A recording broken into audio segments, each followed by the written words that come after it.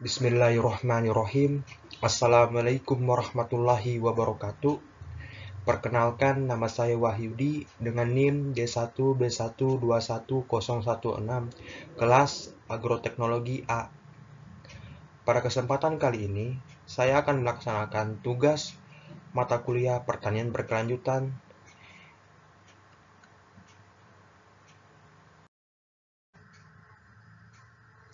Pada judul pertama, Revolusi Industri 4.0 versus Pertanian dalam Pengembangan Masa Depan untuk UKM.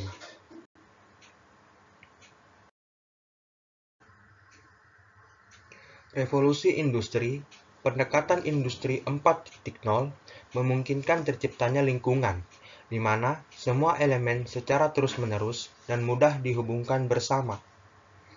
Di bawah ini, penjelasan mengenai beberapa revolusi industri yang lahir pada tahun yang berbeda, dan masing-masing memperkenalkan sebuah industri yang dibangun pada masa itu.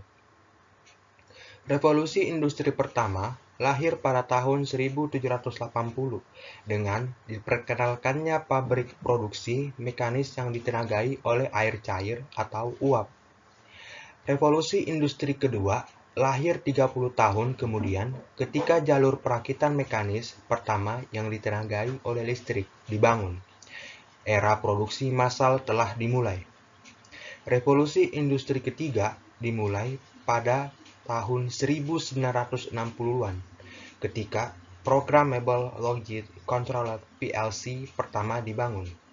Kemudian revolusi industri keempat dimulai pada tahun 2011 di Jerman.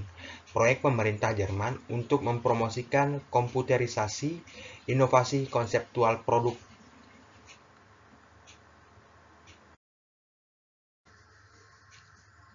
Konsep pertanian 4.0. Beberapa revolusi pertanian yaitu pertanian 1.0 dengan menggunakan tenaga hewan, pertanian 2.0 dengan menggunakan mesin pembakaran, pertanian 3.0 dengan menggunakan sistem paduan, dan pertanian presisi. Pertanian 4.0 terhubung ke cloud. Evolusi pertanian 4.0 terjadi secara paralel dengan evolusi serupa di sekitar industri. Industri 4.0 berdasarkan gagasan untuk manufaktur masa depan, seperti virtualisasi pasokan pangan pertanian, peralatan teknis, dan pembeda utama di antara rantai pasokan pertanian dan industri.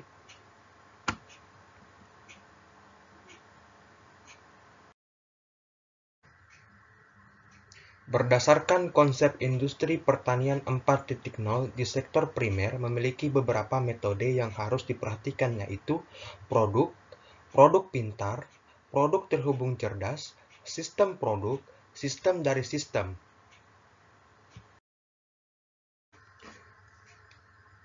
Implikasi ke depan.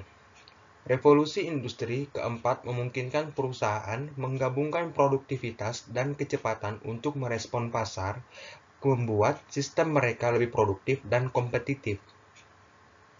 Dengan menyoroti strategi industri 4.0 atau pertanian 4.0 sangat diperlukan bagi pengelola UKM untuk memahami bagaimana mendekati inovasi dan keuntungan apa yang dapat diperoleh. Pada judul materi yang kedua, yaitu Revolusi Hijau, Dampak, Batasan, dan Situasi Masa Depan. Revolusi Hijau, Dampak, Batasan, dan Situasi Masa Depan. Revolusi hijau pertama, difusi dan dampak perbaikan genetik tanaman. Dampak positif terhadap pengentasan kemiskinan dan penurunan harga pangan. Keterbatasan strategi pertumbuhan RH-LED. RH berkontribusi pada pengurangan kemiskinan yang meluas, mencegah kelaparan bagi jutaan orang, dan menghindari konversi ribuan hektar lahan menjadi budidaya pertanian. Perolehan nutrisi dari RH tidak merata. Beberapa tanaman tradisional yang merupakan sumber penting mikronutrien digantikan oleh tanaman pangan yang bernilai tinggi. Strategi RH didasarkan pada intensifikasi wilayah yang menguntungkan. Kontribusinya terhadap pengurangan kemiskinan relatif lebih rendah di lingkungan produksi marginal. Perbaikan genetik tanaman sebagian besar difokuskan pada produksi varietas unggul.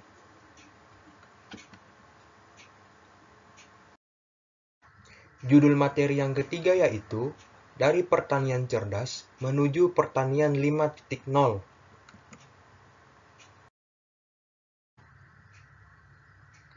Dari pertanian cerdas menuju pertanian 5.0, faktor-faktor yang akan memfasilitasi penerapan teknologi pertanian berkelanjutan meliputi pendidikan dan peralihan petani yang baik. Berbagai informasi, ketersediaan sumber daya keuangan yang mudah, dan meningkatnya permintaan konsumen akan makanan organik. Pertanian berbasis data, pertanian 5.0, pertanian berbasis data didasarkan pada prinsip pertanian presisi dengan produsen menggunakan sistem yang menghasilkan data di pertanian mereka.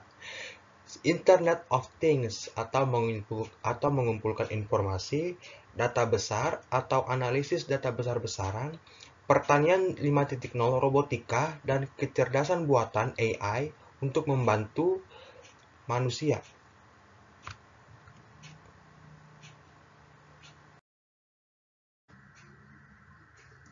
Ada 5 dimensi dari kata besar yaitu sebagai berikut. 1. Volume, yaitu kumpulan data yang ukurannya di luar kemampuan perangkat lunak. Yang kedua, kecepatan untuk memperoleh dan menafsirkan peristiwa yang terjadi. Yang ketiga, variasi mengacu pada format yang berbeda. Yang keempat, kebenaran mengacu pada kualitas dan kepercayaan keseluruhan data. Yang kelima, penaikan untuk menyebarkan pengetahuan dan informasi.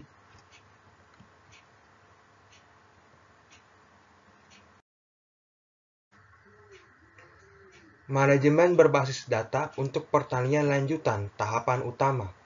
Tahap 1, tanaman sebagai awal dan akhir dari siklus pengelolaan pertanian, menganalisis variabilitas.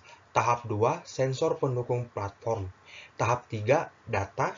Tahap 4, pengambilan keputusan. Tahap 5, aktuasi melalui teknologi laju variabel. Baik, itu saja pemaparan ketiga materi saya. Saya ucapkan mohon maaf bila ada yang salah kata. Wabillahi taufik wal hidayah. Wassalamualaikum warahmatullahi wabarakatuh.